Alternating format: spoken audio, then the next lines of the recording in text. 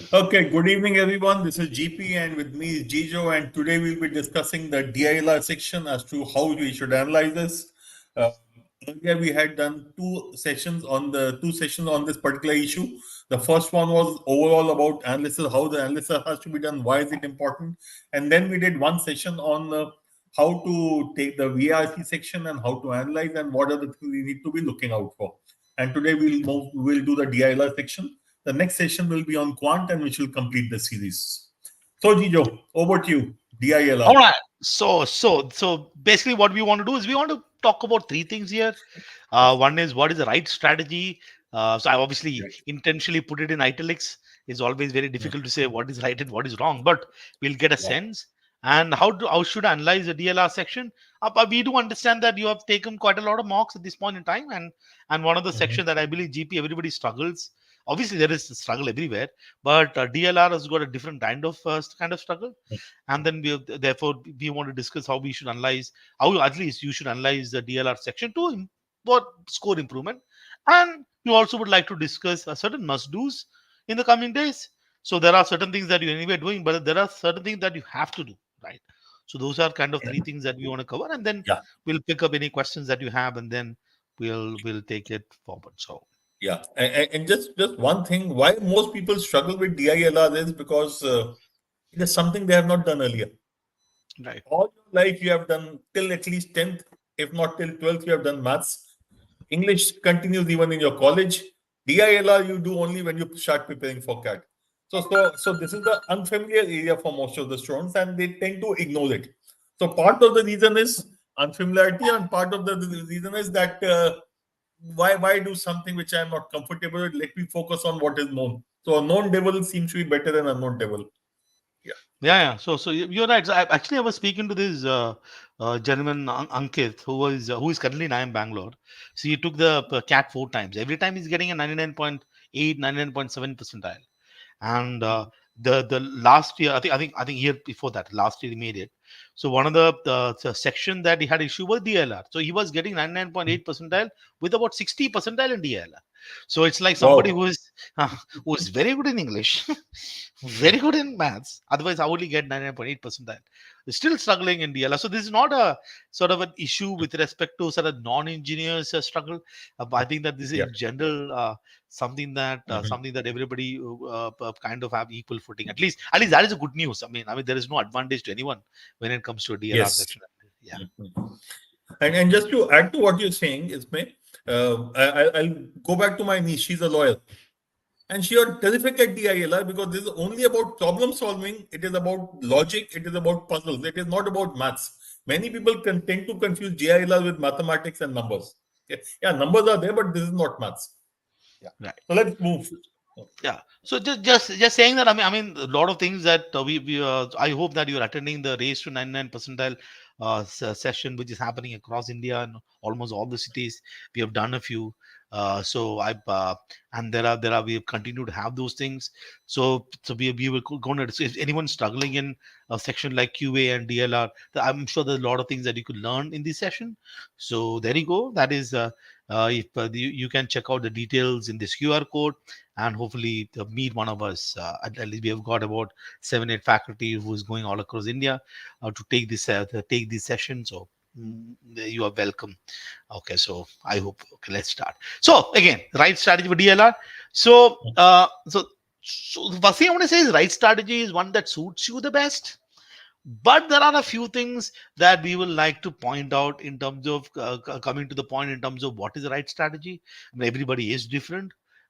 In fact, everybody will have a different kind of even target they want to achieve in terms of school that they want to get into and stuff like that.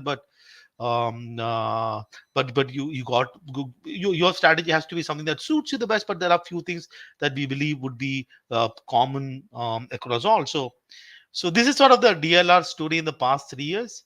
This is the scale score, and we've kind of have seen that about these scores. So this is like uh, this year seems to like an the decrease in logic is not like CAT 2024 is going to be 25. So at least the 99 percentile seems to be roughly in the 30s around there. So we have at least on if anyone is able to get anything above 40s, they would have done a fantastic job. And most of the, if you look at the cutoffs, so I am Lucknow has a 85 percentile as a cutoff. Other college has got something that is less. Of course, I'm talking about the general category cutoff. There could be other colleges which has different cutoffs. So this is the kind of cutoff score which is, I think, CAT 2021 was comparatively the score was slightly higher. So this is sort of the kind of scores, and I hope that you would be targeting one of these. And if I convert this into roughly number of questions, this will be around this. So you could probably, so there are these one of the things that comes to your mind immediately is the case that there are five five five five the four sets. So you start thinking that, okay, all these are about basically one set. uh, this story is about, come on, one to two sets completely. And this is where two sets or more than two sets come into play. So this is something that people tend to do. So if anyone want to add your GP, or should I move on to the next slide? Yeah. I think we can move. Okay. So there are few things that we believe that you should consider. We're going to talk about four things that you'll consider when you think about creating sort of a strategy for DLR, right? The first thing that you'll consider is that you got to understand that there is. I've seen GP that people say that, okay, I have to do is two sets, and this is kind of a pre-decided notion that is created. So if you kind of do two sets, so let's look at something like a 97 percentile. There's two sets is here, so this is all we got to do. One of the things that you always have to remember in these kind of scores is that these are all scale scores. What I mean by scale score is within one particular section, there could be there are three different tests that has happened: morning, afternoon, evening. So whatever the score that you see is kind of a scale. So therefore, if, for example, if let's say a 99th percentile is, let's say, 27, so let's take 27, there probably would be one slot where it required more than 27 to get that kind of the kind of a percentile. So one and obviously there would be situations where the some slot would require something less than this, right? So I have JP, for all the cat that we have seen, it's not like every single year the three slots has got absolutely exactly the same No, level of difficulty in the same slot. it does It not doesn't happen. happen. In fact, Hmm. just to add to what you're saying, if you look at CAT 22, Yeah. 99 percentile is at 29 marks, which is a scale score. CAT 22, my slot was slot 3, the afternoon slot, the late evening slot, sorry. Hmm. In my slot, if you got 27 marks, the scale score was 34. So at 27 marks in my slot, you ended up getting more than 99.5. It was actually closer to 99.7 percentile. But look at the 99 percentile, it is 29. So scale score is an indicator, it is not the exact thing. What this means is, by and large, you could look at plus minus 3 marks or plus minus one question. By and large, and that will give you an idea as to what you need. So yeah, so the point is, if you kind of make this decision based on the fact that, okay, oh, we keep seeing that, and then obviously you're taking individual mocks, right? So obviously individual mocks have got individual percentile that you get based on the mocks that you're taking.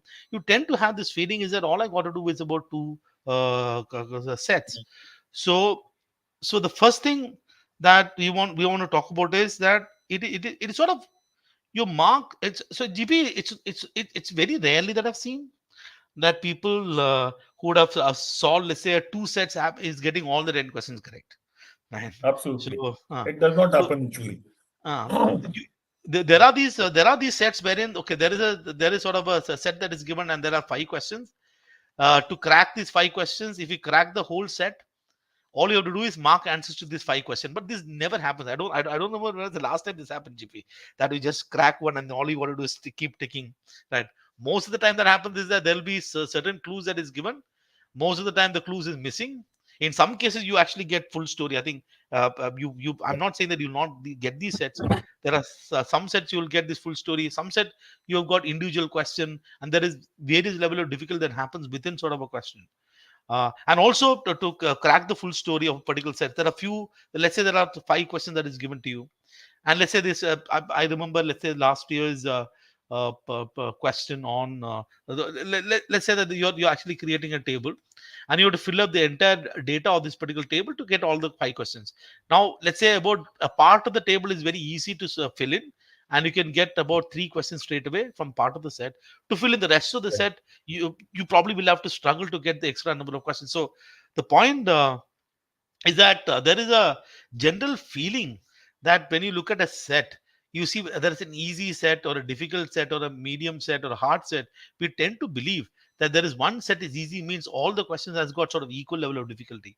One set is hard mean all the question has got equal level of difficulty, and this is what we believe, and we say that okay, I'll probably pick up set number one, I'll probably pick up set number two, solve them, I will do set number four. But what is actually reality when you look at across? I think these are some of the snapshot of different kind of difficult levels of individual question based on the data that we have on response rate. What we find is that the story is kind of absolutely crazy. So you have to believe at some level, while we are saying that you solve two sets, you solve three sets, at the end of the day your marks are not going to come from questions, and this attitude about solving as many questions as you can, um is in a way. So even if let's say you look at a set, I'm sure that you have to work on the set to get the whole thing, but at the end of the day, GP, I'm sure there are cases where you can pick up two questions and move to the next set, right, and pick up three from Quite a here and few. move to, uh, And at every paper, they are there.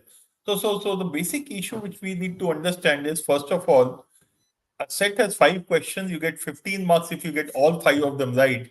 But if you do 5 questions from 4 different sets, even then you'll get 15 marks. So there's no specific advantage you get or specific bonus marks you get if you solve a set completely. At the paper set, if you get all 5 out of 5 right in a particular set, I'll get 5 bonus marks. I would probably look at doing it. Second thing is, we need to remember, as you have very clearly pointed out in this one, and the slides telling us very clearly, that in an actual CAT paper, that every set will have easy question and difficult questions. So a so-called easy set will have maybe 3 or 4 easy and 1 medium or 2 difficult, or that kind of a structure. A so-called difficult set will have maybe 3 difficult and 2 easy sets, or 2 medium questions. Okay. So every set has easy and medium and difficult question. Our job is to do the easy questions across all sets. Okay. Because if you are able to pick out those easy questions and do them, one, they will take less amount of time to solve. Second, the accuracy will be high. Every time you pick up a difficult question from an easy set also, you end up spending more amount of time and you usually tend to get it wrong. So this is what is extremely important to remember. It is questions that are important. The set is just a construct, it's a background on the basis of which I have to solve questions, but it is a question which is important. right. So the way in which you kind of want to so the another thing that I kind of want to talk about is this idea about, so what we are doing is, because we have this attitude that we'll solve this two question in our mind, we are thinking that let me reject two questions, two sets. So we are this attitude of rejection, um, instead of a sort of an attitude of rejection. I'm not asking to solve all the sets, that's not what we are suggesting, but I think instead of actual rejection, what you got to do is to create an order of attack. Say for example, and most of you, at least some of you, Yeah, most of you would, yeah. Jijo, if I can just interrupt here, uh, I just wanted to elaborate on this rejection of sets. Now, when we sure. say we will do only 1 set or 2 set and get that score, you are assuming the past will repeat in the future. Okay? Correct. That need not happen. Past is past. What we'll get in this CBS paper, we'll come to know on the day of the paper. We don't know whether it will be as difficult as last year or more difficult than that, or easier or very easy. You will get to know only at the end of the paper. So when you're entering the examination hall and you go by saying, okay, I have to do 2 sets out of 4, you are probably cheating yourself, because it happens to be a more difficult paper. You should be doing maybe 1 set, maybe 5 or 6 questions would be sufficient. If it happens to be an easier paper, you need to possibly be doing 15 questions. So the important thing is to understand, again, going back to it, every set will have easy, medium, difficult. From every set, you should look at doing easy questions. Secondly, if you start doing the paper and you find you are able to do it's an easy paper, hypothetically, you will be able to, in the same amount of time, do larger number of questions. So don't go with the mindset, because if you go with the mindset in an easier paper, you will kill yourself, because you will do very less than what is required. In a difficult paper, you will kill yourself, because you will be struggling to do 2 sets, when the paper we will probably need 1 set or maybe 4, 5, 6 questions. Okay? Yeah. So that's exactly the point. So to illustrate what GP is just said, okay. So let me explain what this table means. Okay. So when you look at paper from CAT 27 all the way till CAT 2023, if you look at the DLR set, by and large, the level of difficulty is more or less the same. I mean, it's not like So I think there are some crazy sets that you've seen in 2017, 2018, 2019. There are easy sets that you've seen back then. There are easy sets that you see now. There are crazy sets that you've seen now. You see all kind of variations happening across the years. So those of you have kind of solved sets across, you see that by and large, let's assuming that there is not so much of difference with respect to sort of the level of difficulty. Of course, what changes that the number of questions per set was 4, the number of questions per set is 5. Now if I look at the story here, back in 2017 and 20 that back in 2017 2019, when cat was a 3-hour paper, we had 8 sets, and 8 sets supposed to solve in 6 minutes. That means if someone has to sit and solve everything, they have 7.5 minutes per set. This is probably too much. I mean, it's impossible to kind of do 7.5 sets. Therefore, one of the strategy was to select, which means here, in one sense, rejection would make sense because it is not possible for you to go through all the 8 sets. Very few people can do it, still pick up question from here and there. So here, rejection could make sense. You're basically saying that, look, and back then, around 45 marks is what was required to kind of get the 99th percentile back then around. We're looking at about 15 question net correct. So either we are solving about 4 sets all correct or about 5 sets. So what used to happen back then is that somebody will probably spend about 10 minutes deciding on which are the sets they want to look at, and then remaining 50 minutes they end up solving either 4 or 5 sets, which means that translate into something like a 10-minute per set. And people used to solve the 10 minutes per set back then. What has happened in 2021 to 2023, if you look at this paper, right, we have 4 set in 40 minutes. That's already like a 10 minutes per set. Now, however, for some reason, the conversation that we had and a lot of people's conversation around the cat 2017 2019 said that you have to look at 2 sets, you have to reject set, you have to reject set. That kind of stuck around here, right?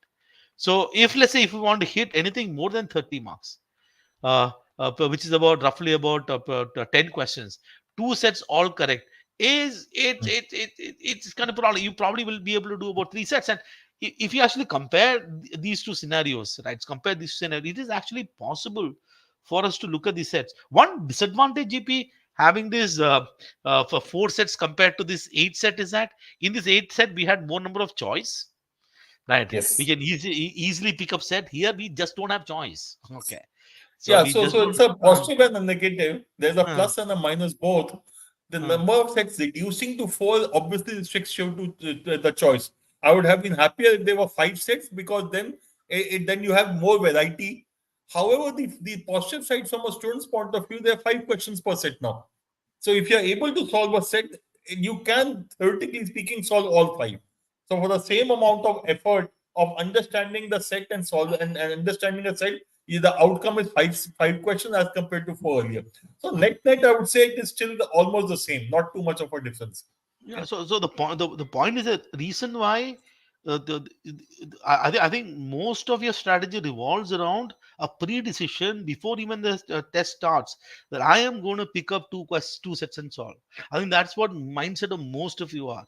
You are. I think this is something that we discussed extensively in And these race to nine sessions. GP is that and this is a uh, problem. There's a problem not only in DILR, even in quant and English. I find this as a problem. I will attempt only so many questions. You can't prejudge the paper. That is something which is extremely important. So even now, you kind of never know. So this is sort of one thing that you guys will have to keep in mind. And now the other thing is whether you're deciding on let's say the order of attack. I'm just calling order of attack.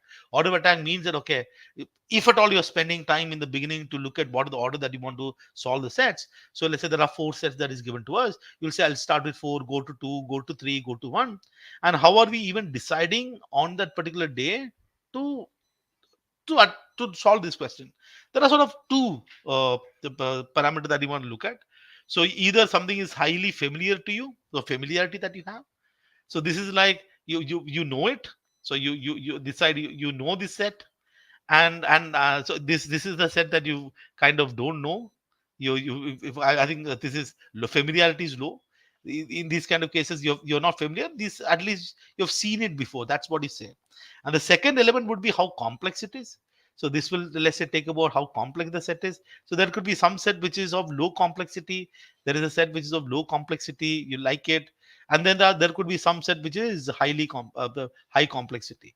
And what I've seen, GP, that most of us, I think most, when I say most of us, most of you, the way in which you select questions or way in which you reject sets is largely based on whether I have seen this set before, whether I have done this set before. And that, I think, we are playing an absolute dangerous game.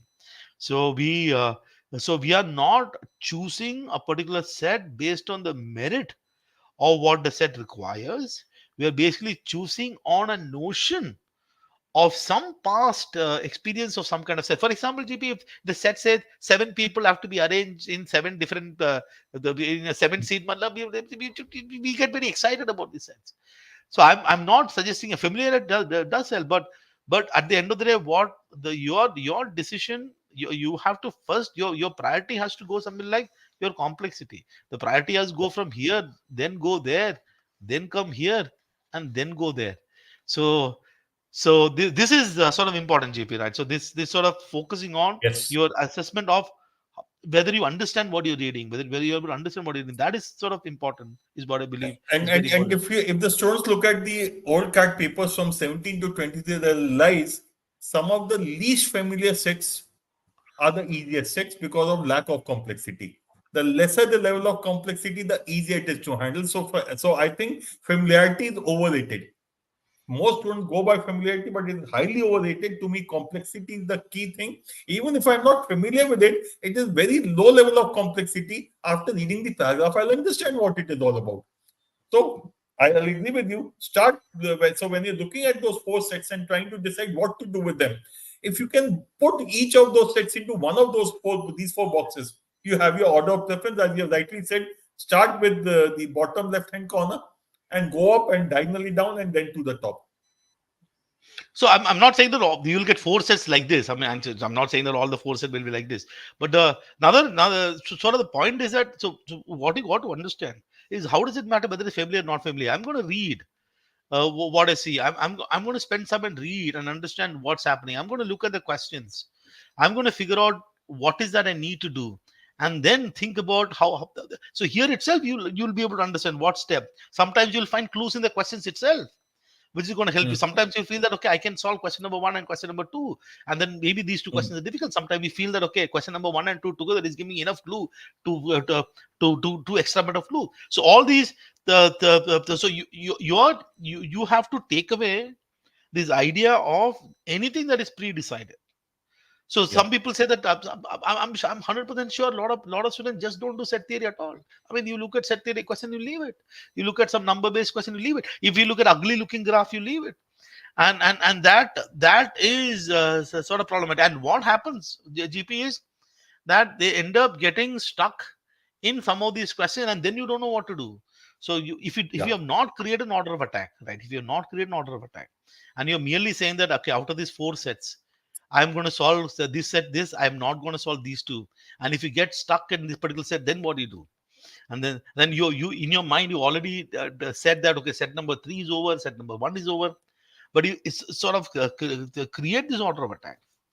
You can at least move on to the next one and then come back later. And these sort of two things, I believe, is very important when it comes to DLR, I think. Yeah. Yes. Absolutely. This is extremely important. And one question which keeps coming back is, if I leave a couple of questions in the set and move to the next set, I have already invested time in the first set and I will end up wasting more time in the next set trying to understand the set. And my answer there is very simple. Yes, you have invested time, but there's something called sunk cost. If I got two correct answers in 5 minutes and the next three correct answers are going to take me 10 minutes, I am better off going to the next set. So end of the day, I want students to understand that it does not matter where you pick up the questions from, as long as you're picking up easy questions, as long as you're picking up questions from low complexity sets, you will get most of them right in less amount of time. Right. So this is, I don't know what is the story that is going to happen sort of next year. We assume, I think that there is, when we keep looking at the previous year story and making sense, and in general, if you are someone who is doing about couple of sets, and able to do most of the questions correct, you'll be here. I mean, there's no doubt you'll be here, right? But if you start getting into the threes, then you get higher. So it is also quite possible. So that actually means that that actually means that you should. It's not necessary. So that it's instead of, for example, at this point in time, removing the set out of the equation and looking at question, pick up as many questions as you can, and solve it will be the case. So yeah. So how to analyze? So let's just take this scenario, and I mean, this is so I think we have discussed about how to do basic analysis, but let me just explain, and then we'll get to forward. Okay, let's assume that this is your mock score. Let's say you solved a particular set in the mock, you end up getting about 15 marks with about 80 percentile in mock. That's it. Let's assume that this is your target. You want to reach here, you want to hit the 99 percentile. You see that I have to get a score of, let's say, close to about 30. That's your target score. And this is sort of the gap that you start seeing. The first thing is to find out how do I bridge this gap. Now the bridging these gap from wherever you are, whatever target that you have, has to be based on two simple things. So the first thing that I'm sure that all of you are doing is redo all the questions once again without looking at the solutions first. And that is give all yeah, GP. Yeah, this is extremely important, and this is what I find many students not doing. Yeah. Two things So are which one? important here. One, the sets which you have solved, please resolve them. Maybe there's a better method of doing it. Look at the video solution, the Jugaad solution, or if there's one. Also, the one which you have not been able to solve them completely. Now, it is extremely important you solve all the four sets and not do the ones on the only the one which you have not solved in the paper. Yes, Jijo, Yeah. back to you. Yeah, so this might take a little more time. This may take time, and then whatever the score that you got at that point in time, let me call your Awqat score, or let's say your potential score for potential, which I'm guessing is very close to this here only. I'm sure that most of the time you have got the potential to get there. Now, if you feel the gap between what you could have got, I mean, this is like when you did the paper once again. You start realizing that, oh, I could have solved this set. I made a silly mistake in this particular question. You see, this is a gap that it would be an execution gap, which means you could have got this particular score, whatever it is.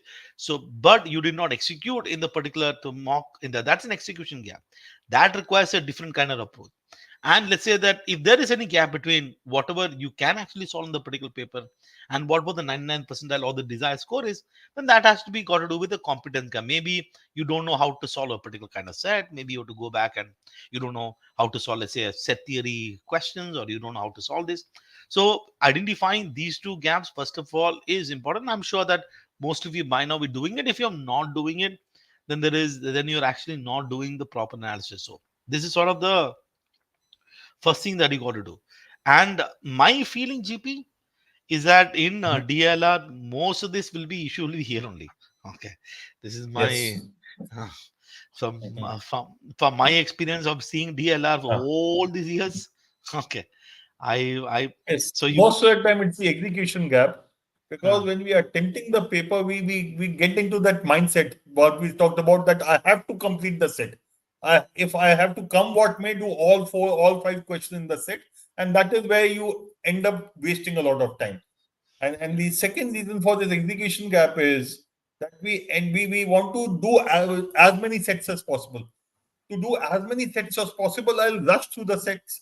I'll miss out on important piece of information. I'll not be able to get the all information in place. I'll make a wrong table because of that speed. I'll do wrong calculations. I'll place the data points into the wrong cells, and all that is nothing but execution gap. So if you look at this part, after you have done the Awqat score, the most important thing becomes is to find out where did I go for in terms of my process, in terms of my behavior. Okay? Yeah, what went wrong was and to me it is that behavior during the paper which is critical. Was I rushing through it? Were the mistakes which I committed were avoidable mistakes? Were they unforced errors?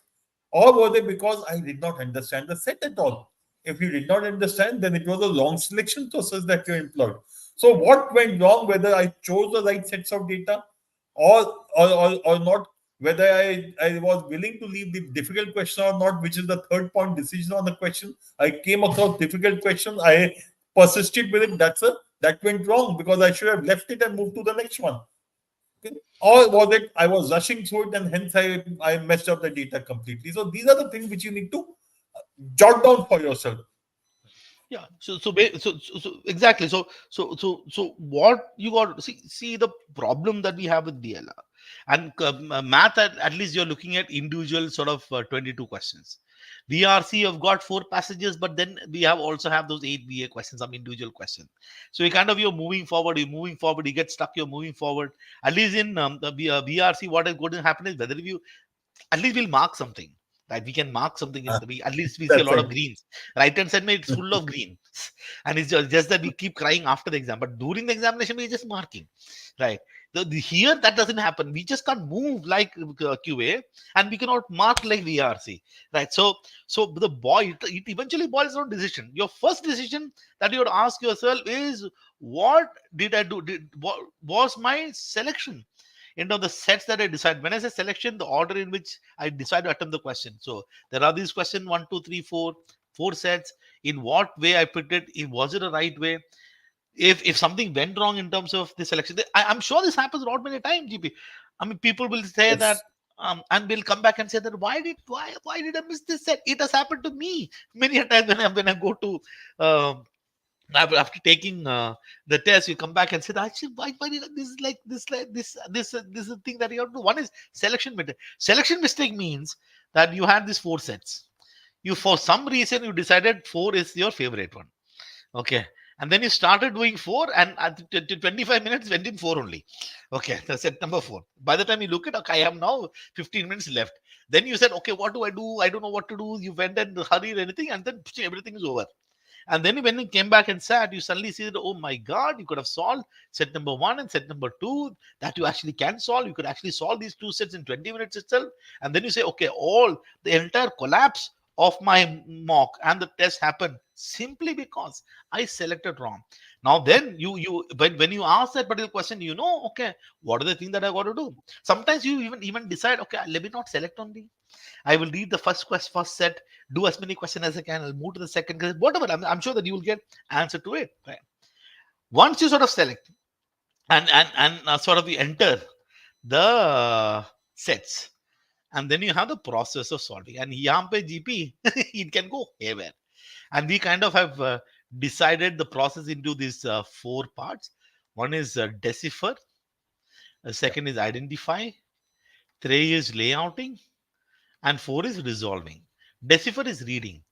I mean, I think in most of the cases that you probably would have made, so in some of the sets, you just did not read the set properly, and therefore you did not capture the information properly. And because you did not capture the information properly, you ended up wasting, let's say, 5 to 10 minutes. That's a crazy mistake to happen. Right? You are committed on a particular set. For some reason, we have this attitude that what timer that and, okay, so let me at least GP, what I've seen is that ये 3 साल में people don't have issue with timer in this version of mock. That that people had issue in timer back in 2017, 18, and 19 when 60 minutes. They don't know what to do the last 5 minutes. Anyways, Yes. the point is, and then a lot of people has an absolute breakdown. We just don't look at the questions and see the take clues from the question or understand what the question is asking. And third is in terms of how did we create diagram itself. And I have seen people creating these diagrams on whatever the book that I've created. When I say diagrams, I'm saying capturing all the information properly, layouting. It is just hurried. You just scribble. Another thing that I've also seen, GP, is that people, I think students use books to create this diagram. When in the cat, you will get what is known as A4 sheet, no? A5, this size. Yeah. Uh, cat will get this size. So it's probably That's right. better in terms how to, and then so you have to look at in each question what is the breakdown of the process. And once you figure out what the breakdown is process, then you have then that will be another problem, right? And it is absolutely crazy that you missed up one silly mistake, and you instead of getting all the questions correct, you got all the questions wrong. And the third issue is the individual decision that you made with question, and this could be another problem.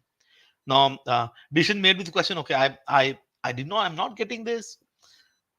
but I want to solve this. I don't want to do the next set. I'm all committed to this set. I've already solved three questions. I got two more questions. If I get 15, I'm safe. I'll clear the cutoff. I'll go to the college. But I'm getting stuck in this particular question. But I don't want to move to the next set. I want to solve this one. And then you get end up spending God knows what 10 minutes on two questions. In those 10 minutes, you probably could have solved one more set. And if at all you made decision, your DLR story is eventually boiled down to these decisions that you're making. You have to continue to do this. There is a I was chatting GP with a few students from IIM Bangalore. Right? So I was Mm-hmm. talking to this girl. In every single mock that she took, she could only solve one set. Right? Every single mock, and uh, and then when she did the question once again, did this analysis, she could solve three, all four, every time. But she continued Oh. to do this. Huh? In the actual cat, she ended up solving three sets and got 99.9 percentile.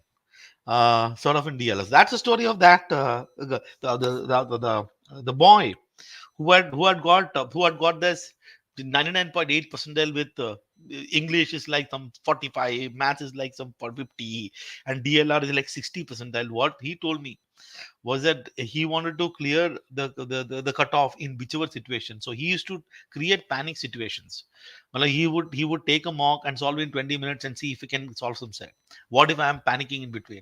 He used to solve this mock paper in about 10 minutes, 15 minutes, 20 minutes also. So those are the kind of individual sort of issues that you want to get in, and obviously also write down what went right. I think people miss this completely. uh this is if there are stuff that went right, because GP just you just said that before that this is something that I've seen across GP, that if I get some question correct, then we decide that I don't have nothing to learn. See, if I, for Yes. example, solve an That's RC passage. unfortunate. So I have nothing to learn. If I do that, so even if let's say, I think the people don't even look like, okay, I don't want to watch this solution. Why am I watching this solution? I mean, I already solved it. But one thing, probably that will reinforce the skills that you have. So you got a strength, it will reinforce it. Number one. Number two, there might be a better method to solve it. You got to, at the end of the day, what you went right, you should at least know what went right. Half the time we don't even know what went right because we don't even Yeah. do analysis. So I think that every single test of DLR, I would like to say this, that you have to break it down to sort of three phases in terms of the decision that you made by selection, the decision that you made by solving in terms of the process, and decision that you made within individual questions. And then what went right, what went wrong. At least you're aware of this, and you got to solve all the three, all the four sets completely. So this sort of Yeah. is Yeah. So Gigi, if I can just summarize this part, yeah, when yeah. you're analyzing, the first thing you do is you solve entire paper again so that you understand what your Okaat score is. After that, you ask yourself, was my selection of sets fine? Was my order of attack, which I thought was that I want to go ahead with, was that the right decision or was it wrong? I decided to go with 2, 1, 3, 4. Was that the right? Was that the best approach for me, or maybe I should have done something else? If yes, something else should have been done. What is it that I should have done and why? If I started with set number two and that in hindsight was not the right thing for me to do, what was there in the set which should have told me that maybe this is not a good idea? Maybe I should have started with set four because of this season. So please document it. This went right for this season. They did not go right for this season. Then you come to the solving process. And the solving process, what Gejo has clearly written on the right hand side is DILR. Ask yourself, each of these sets that I solved, did I understand the passage completely? The paragraph, the opening paragraph, and the chart or table or graph, whatever is given, did I understand it correctly? If no, why? And if yes, great, it went right. Then the next step is, did I look at the question and was I able to identify what is the extra information which the questions are giving? If they were giving, because some questions will not give, in some sets it will not be extra information. If there was extra information to be picked up, was I able to identify and pick it up and use it or not? For example, in the last mock video, if you remember, we were discussing that calendar data set. Hmm. Question 5 and question 4 solve that set completely for me. If I was able to pick it up, great. If I was not, I need to ask myself, did I go to the question and pick it up, or what I was rushing through it? So what was the reason because of which I could not pick it up? Third thing is layout. What did I draw a neat and clean table and diagram as per the requirement, or did I scribble data all over the place and then I got confused and I was looking for data and I was not able to get it? Layouting is the one of the most, let's say, ignored part of this paper. Correct. Please Correct. use paper cleanly. Make sure you use the sheet of paper which is given to you in CAT, and make neat and clean diagrams. If you take extra pages, you will be given. So layouting is the most underrated part of the process. Finally, on the resolution part, when you come to the questions, okay, which are the questions I got stuck with and why? And did I then take the right decision of leaving it, or did I persist with it and wasted a lot of time? This is the entire process which you need to follow. This After this, you will come out better in terms of understanding yourself and understanding how a paper should be attempted. Okay. So this is extremely important. And after this, okay, we'll move to the next one later. But this is what you need to make sure. Okay. Yeah. So this is all you got to do. And then what are the must do, right, GP? But I think Yeah. I think So it's before we, uh, yeah, I think sorry. that's extremely important. Yeah, we can cross Uh, that out. No, uh, then that slide only. This slide uh, only. Just cross out other prep resources. Yeah, uh, you have to look at CAT mocks and mocks, nothing else. Okay. But one thing which I want to emphasize upon is, after you have done the analysis, you will also say that out of these four sets of in the paper, two sets were very easy for me. I'll usually get them right. One set is very difficult. I take a lot of time, but or maybe I'll not be able to solve it also. Not an issue. One set out of these four was a medium set, which I'm able to solve, but it takes me a lot of time. Or I'm able to solve, but I get confused. Please start revising those sets. So one of the things which is extremely important from CAT and old CAT papers and mocks is revision of these medium sets which you can solve, but you get confused or they take you a lot of time, or you tend to, now you're, let's say, you're not very comfortable, doable but not comfortable. Only when you keep doing the same stupid sets again and again will you get the hang of it, and will you be able to not only increase your speed but increase your accuracy also. Okay. So this part is something which I would want you to definitely add to your preparation process. So 1 day a week only for revision of sets which are of this level. And once you'll find, once you have revised a particular set 4 5 times, you then it becomes a part and parcel of you, and you will not forget it. Yeah. well, one of the thing is that the revision of these things, no, people just feel a revision. Kya hai? I've already done it. The idea that if I solve something, I finish my learning is the biggest mistake. That's also something that I want you guys to do with CAT. First of all, there are 99 sets that's available to us. If I'm counting from 17 till 2023, there are exactly 99 sets. These 99 sets, first of all, I don't know whether you have solved it once, but I think that these 99 sets, like GP said, there would be certain questions that you got to do it again. The reason why I'm doing it again is that the more you start looking at the thing that you've done already, you'll get sort of new idea. You'll be able to it becomes part and parcel of your story. You'll get new things, right? And then once you and it's completed mocks. There are I'm sure that at this point in time you have at least about 20 mocks that you've done. My feeling 20 mocks is there. 20 mocks into four sets, that we already have 80 sets. We have got is 99 set. Out of the 80 sets, my feeling is that at least about 20 sets will be medium ones. So that's an opportunity for to revise. In upcoming mock, exactly do this analysis, mock test analysis, exactly like I've told you, and continue to do this till the day of the cat. So I mean, what else is needed? So if at this point in time the problem with prep resources, I think prep resources are all fine. The problem is we have at this point in time created folders in our computer which is prep material. We have added the questions from here there karke, we have a separate folder which has taken some about 2 GB space already from my computer. And when we have this extra sort of material which is kind of this width, what you actually lose out is depth. the amount of stuff that you can learn from, I can't tell you enough. The amount of things that you learn if you just visit some of the things that you've done. My feeling is that you should solve these all these 99 cat question at least twice. This is where I'm starting with. When I say solve, Yes. the GB, when I say solve, na, for the you have to have 3A, 3A idea. Triple A. Triple A means first is you're attempting the set like how you imagine you are in cat. So on, you are in, Right. let's say, November 24, you imagine, okay, I'm going to be a stud. I will read the set properly. I'll date. If a question is missing, I'll miss it. Okay. That's sort of the first one. Once you do that, you're going to reattempt the question once again without looking at the solutions in every single time. And here, when you reattempt the question once again, here you are, this is where you suddenly become a teacher. You imagine you wear a teacher's cap, you're going to teach yourself in this reattempt and your analysis. Then the focus analysis phase. They become an absolute mentor. Mentoring yourself, okay, this is what you want to do, this is what you want to try, this is the learning that, okay. And then you identify that particular set in terms of, okay, this is probably a set I want to come back later.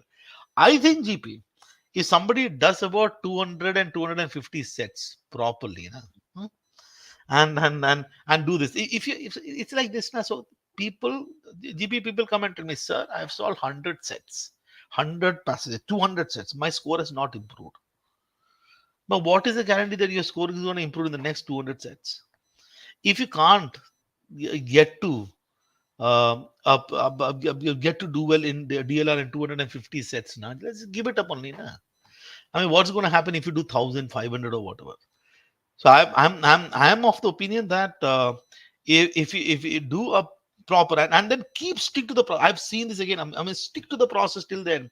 You, when once you're doing it, you're doing it. All we got to do is on that day we have to shine on the day of the cat.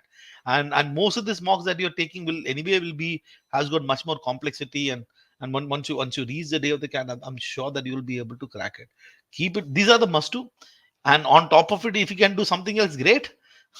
But I think these are the things that you No, got to do. Yeah. the only other thing I will add to that, what the students should be doing is CAT 99 to 2008. If you complete your 17 to 23 mocks, these 99 sets, do all the mocks. Each of those mocks has 4 sets, whether it is CDC Pro or CDC Flexi, both of them are perfectly fine. And then finally, after that, in addition to that, you can also look at CAT 99 to 2008 papers. Okay, those 10 papers are something which are important. Again, the DI sets from there are DILR sets are very interesting. Some of them, so do them. And as I said, please revise because the first time you do a set, most of the time you are solving it by the conventional way. It is the second look or the third look or the fourth look when you say, okay, this question can be done a different way. Okay, this question could have helped me solve the second question. So you will be start making connections only when you do the set again for the third or the fourth time, not the first time. Maybe second time you will, but typically with the third or the fourth attempt, you will start looking at things in a very different way. So which is why if I have to choose between doing more sets or revising, I'll say please revise. It is better to do 100 sets thoroughly than 500 sets superficially. And I find most of the students doing 500 sets superficially rather than 100 sets thoroughly. Yeah, absolutely, absolutely. And whatever ups and downs that you have, uh, what you cannot be. Let me give a general advice. Okay, this is a very general advice. Most of the time, you meet and talk to people in terms of, I've got a problem, give me a solution. Right? You talk to, let's say, some of your seniors you are studying in IIM, maybe a teacher you speak to, or some mentor you speak to, or a fellow student that you speak to. You say that I have a problem. You don't have a problem at that point in time. You have a symptom. Most of the please understand that unless and until I don't do this, I cannot go to someone and ask someone saying this, sir, my score is not improving. I don't know what's going on. This I don't know what's going on should not happen. At least at least identifying the problem is important. When you do the analysis, then you're able to do the right kind of question. I am 100% certain. Many of you just skip this process. You feel that, sir, it's okay. I want to do more number of sets. I know my friend told me he did four sets every single day, and did this. So the only way to win this game is knowing exactly what's going on. You may not have solution to all the problems. We need not, right? It's not like you have to solve all the 20 question and get say 60 marks. It's not needed, right? So, but at least you do the proper analysis, and then life will be great. Yeah. There you go. Yeah. Perfect. And I think that's it from our side. And if you, and this weekend again, there's Race to 99, there's happening in a few cities. Next few weekend, it will be there. So we hope to see each one of you in one of the cities. Okay. So all the best. Okay. All right. And I'll close the session. Thank you very much. Bye, Gijo. Bye, GP.